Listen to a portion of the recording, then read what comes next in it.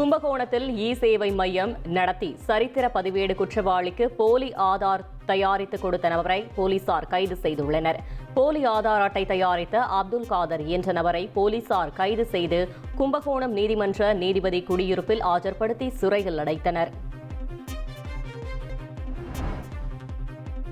குமரி மாவட்டம் குழித்துறையில் சாலையில் சென்ற பெண்களை பார்த்து இருசக்கர வாகனத்தில் ஆபாச சைகை காட்டி சென்ற இளைஞர்களை 2 மணி நேரத்தில் போலீசார் கைது செய்தனர்.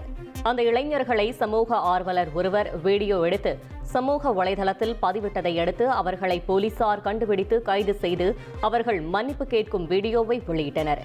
போலீசாரின் மின்னல் வேக நடவடிக்கையை பொதுமக்கள் பாராட்டி வருகின்றனர்.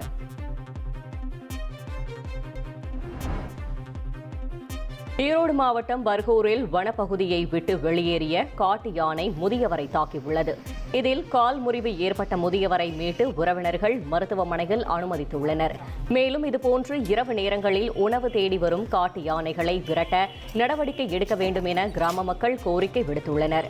செங்கல்பட்டு மாவட்டம் மதுராந்தகம் ஏரியில் உபரி நீர் திறந்துவிடப்பட்டதால் நீலமங்கலத்தில் உள்ள தரைப்பாலத்தில் தண்ணீர் ஓடும் நிலை ஏற்பட்டுள்ளது. இந்த பாலத்தில் தண்ணீர் ஓடுவதால் வாகன ஓட்டிகள் ஆபத்தான நிலையில் பயணம் செய்யும் நிலை ஏற்பட்டுள்ளது. மேலும் தரைப்பாலத்தின் உயரத்தை அதிகரித்து தர மக்கள் கோரிக்கை விடுத்துள்ளனர். தேசிய பிற்படுத்தப்பட்டோர் நல ஆணையத்தில் காலியாக உள்ள பதவிகள் விரைவில் நிரப்பப்படும் என்று மத்திய அரசு சென்னை உயர்நீதிமன்றத்தில் தெரிவித்துள்ளது. இதுகுறித்து வழக்கறிஞர் பாலு தாக்கல் செய்த வழக்கில் தலைவர் மற்றும் ஒரு உறுப்பினர் நியமனம் முடிந்ததாகவும் மீதி இடங்கள் நிரப்புவதற்கான செயல்பாடு நடைபெறுவதாகவும் அரசு தெரிவித்தது.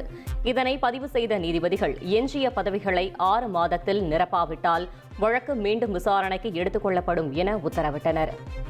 1,24,00,000 மனங்களை வென்ற தந்தி டிவி யூடியூப் சேனல். தவிர்க்க முடியாத தம்ப்நெயில்ஸ், கலக்கலான கான்டென்ட்ஸ். நீங்களும் இந்த குடும்பத்தில் இணைய இப்பவே சப்ஸ்கிரைப் பண்ணுங்க. அசுரபலம் கொண்ட எங்கள் டிஜிட்டல் கரங்களில் உங்கள் விளம்பரங்களை சேர்க்க வாட்ஸ்அப் பண்ணுங்க.